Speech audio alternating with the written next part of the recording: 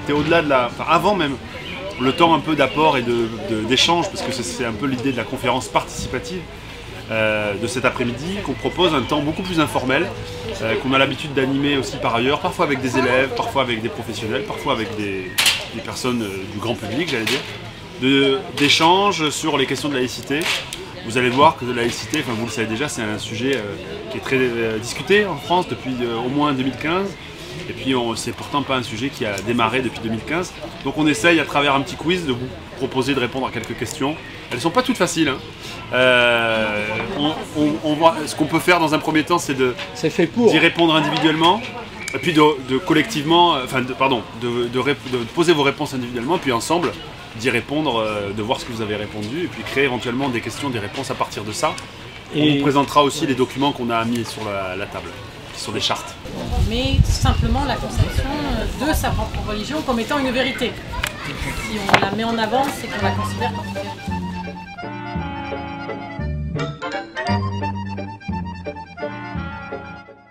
Dans un lycée à l'autre bout de la France et qui est interne, il peut avoir une formation par le rabbin. Pareil et ça date de très longtemps, donc de la loi de 1905.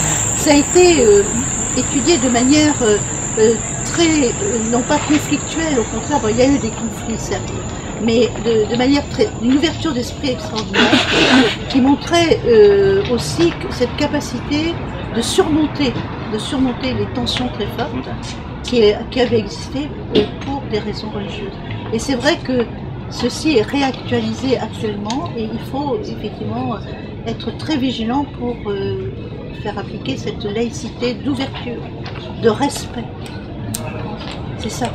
La deuxième question. Oui, moi j'avais pensé à la neutralité de l'État. Des quantités de formation, etc., avec des agents fonctionnaires qui parfois ne sont pas au courant de cette charte, et même des responsables hiérarchiques qui ne sont pas au courant de cette charte. Eh bien, il y a un professeur qui a dit « La laïcité, je ne comprends pas, on lui donne l'autorisation de ne pas être là, qu'est-ce que c'est cette histoire ?» Donc les gens, même au sein de l'institution, ne connaissent pas ces principes. On aura plein d'exemples. On peut vous donner, avez, toute l'après-midi, on peut vous raconter des exemples de méconnaissances. Est-ce que c'est diffusé par les établissements aussi, quoi? Parce Alors, nul n'est censé ignorer la loi, le mais... chef d'établissement, c'est son boulot. Mais voilà, est-ce qu'ils le font? Vous avez cette charte-là, donc existe depuis 2007. Oui. Nous, on va souvent, on intervient souvent quand même dans des collectivités, je veux dire dans les établissements scolaires, mais aussi publics, dans les préfectures, un conseil départemental, etc. Une mairie. On ne voit jamais cette charte. On forme beaucoup d'agents. Et la dernière fois qu'on a fait une formation, souviens-toi, une personne a dit « Ah oui, je crois l'avoir déjà vu une fois dans l'ascenseur ». Donc c'est déjà pas mal, déjà pas mal.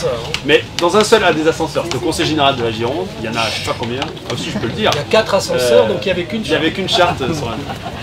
Mais rajouter quelque chose? Sinon on va enchaîner parce qu'il y a...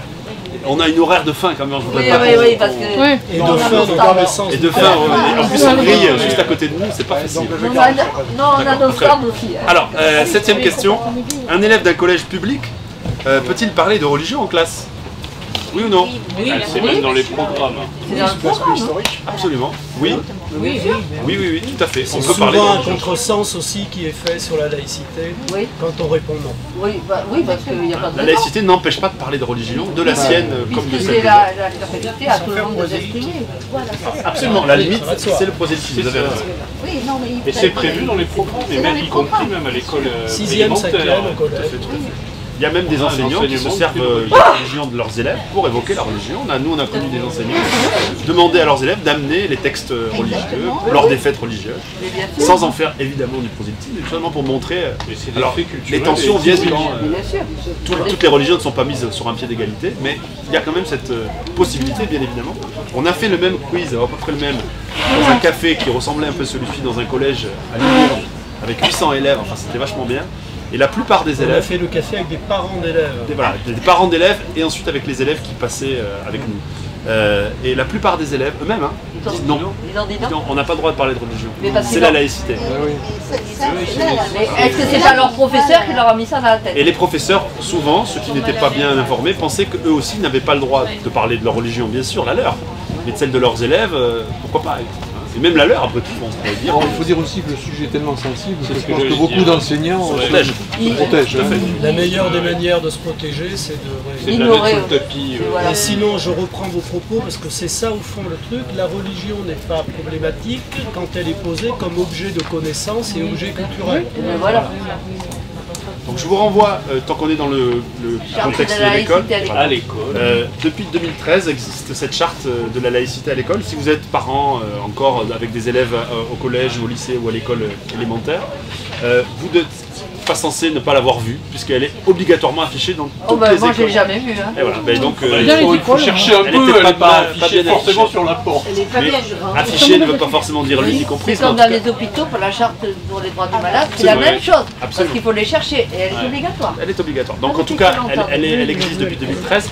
Aujourd'hui, suite aux différents attentats qu'a connus la France en 2015, depuis la rentrée 2015, l'ensemble des élèves est censé la lire et la travailler, voire même parfois la signer dans certains établissements. Oui, oui. Après, Euh, sa rédaction, enfin, Et alors, on peut, son on, contenu fait débat quand même. on peut revenir sur le contenu, bon, mais qui ne fait que reprendre la loi de 2004 qui parle des signes religieux à l'école, notamment, mais pas seulement. Qui les interdit. Qui parle de qui parle de liberté d'expression. Alors on va pas la lire dans le détail, mais elle existe encore elle existe depuis 2013 et elle existe toujours à l'attention des élèves et des personnels de l'éducation nationale. Voilà. Juste petit commentaire, vous voyez, on vous a parlé de la charte des services publics 2007, celle-là, charte de la laïcité à l'école 2013. On pourrait vous parler aussi de la loi de 2004 qui interdit le port de signes religieux ostensibles dans l'établissement. Ça veut dire quoi? Ça veut dire que ces dernières années, on a tendance à légiférer et à pondre des chartes. Alors qu'entre 1905 et 2004, si je mets de côté 1959, on en a déjà parlé tout à l'heure, il ne s'est pas passé grand-chose en réalité. 8e question, un parent d'élève portant un signe religieux peut-il aujourd'hui accompagner une sortie scolaire? Ah, Je sais plus où on en est. Ah, écoutez, Alors, Madame vous êtes pas le Dino. seul. Il me semble, Il me Et ça semble n'est que pas. vous- il me semble bien que l'année dernière, un tribunal a donné raison à une maman. Et jurisprudence. Il y a une jurisprudence Alors, en vous avez tout cas. toutes les deux raison. À des moments différents. Voilà, à des moments différents. On va rentrer rapidement dans le sujet. Mais alors aujourd'hui, puisqu'on est aujourd'hui, le 21 mai 2016, oui, un parent d'élève qui porte un signe religieux peut accompagner une sortie scolaire. On précise, avis du Conseil d'État. Pourquoi? Le Conseil d'État a dit les parents ne sont pas des fonctionnaires, donc ils n'ont pas l'obligation de neutralité. Mais vous avez raison, tout n'a pas été toujours dans ce sens-là, puisque jusqu'en, alors on verra 2012. ça, 2012, Oui, il y a pas la longtemps. circulaire du ministre de l'Éducation nationale de Elle l'époque, interdisait. Châtel, Luc Châtel, qui s'appelle la circulaire Châtel, qui n'a toujours pas été Qui abrogée. n'a pas été abrogé, Donc, c'est pour ça que tout est embrouillé. Tous les jurisprudences. Mais ça elle c'est n'a pas- classique, hein. On n'abroge rien, on en ajoute et puis on fait tourner. Voilà, donc cette circulaire dit que les chefs d'établissement ont la possibilité, en tout cas de ne pas permettre aux parents qui portent un signe religieux de participer aux sorties scolaires. Au nom de la laïcité. Il n'y a pas si longtemps. Sur tous les signes religieux. Tous les signes religieux. Il n'y a pas de précision. Mais bon, ça visait essentiellement le voile des mamans quand même. Il y a Pour la deux- petite- pour la petite histoire quand même, la circulaire Châtel, c'est 2012, donc elle donne la possibilité aux chefs d'établissement de refuser aux parents qui porteraient des signes d'accompagner. Ça fait beaucoup de bruit à l'époque. Quand le président actuel, François Hollande, devient président, il demande l'avis du Conseil d'État, c'est comme ça que ça se passe, et le Conseil d'État dit écoutez, les parents ne sont pas des fonctionnaires, donc ils ne sont pas tenus à la neutralité. Et c'est aujourd'hui la position du ministère de l'Éducation nationale. Au nom de cet avis du Conseil d'État, les directeurs d'établissement peuvent autoriser des parents qui porteraient des signes à accompagner. Mais, c'est ce que disait Mehdi, et c'est là où c'est très compliqué, la circulaire Châtel n'a pas été abrogée. Et donc le chef d'établissement il fait ce qu'il veut. S'il Il applique peut la toujours circulaire, y il peut s'en servir. recourir, mais si parfois il était attaqué, il aurait toutes les chances de perdre. Il fait ce qu'il veut. C'est ce qu'il arrange.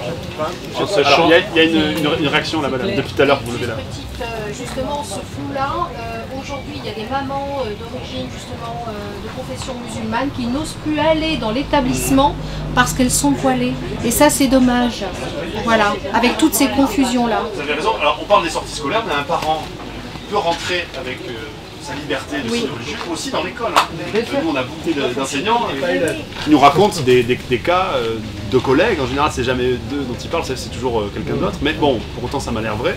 Qui disent que certains collègues interdisent, ou en tout cas mettent une pression à certains parents qui portent des signes religieux, notamment le voile, vous avez raison, en disant vous n'avez pas le droit, c'est de la laïcité. Ce qui pour le coup là est faux. Voilà. Et juridiquement. Juridiquement est faux. Monsieur avait demandé la parole avant vous et puis ensuite vous même si le Conseil d'État est l'autorité suprême, c'est difficile de remettre en cause, il y a quand même quelque chose qui, à mon avis, est un peu à côté de la plaque. Le parent d'élève, quand il va dans l'établissement en tant que parent d'élève, effectivement, il n'a rien à voir avec le service de l'éducation des usagers. Tout à fait. Le parent d'élève qui participe à une sortie scolaire, quelque part on peut se demander s'il ne devient pas un petit peu auxiliaire du service public. Et en devenant auxiliaire du service public, il faudrait quand même un fond un peu la règle. Alors, c'est une conception, mais c'est pas la loi. C'est pas l'interprétation actuelle du Conseil d'État. Rien ne dit non plus que... L'État qui n'a pas de loi. Le principe qui court derrière cette notion-là et cette interdiction, c'est de penser, ou le contre-principe, c'est de penser que le fait de porter un signe religieux serait un acte de prosélytisme. Voilà, c'est ça. Alors, ce qui n'est pas le cas. La loi, et même la Cour européenne des droits de l'homme a statué en disant qu'un signe n'est pas un acte prosélyte. D'ailleurs, l'interdiction de l'interdiction de la burqa.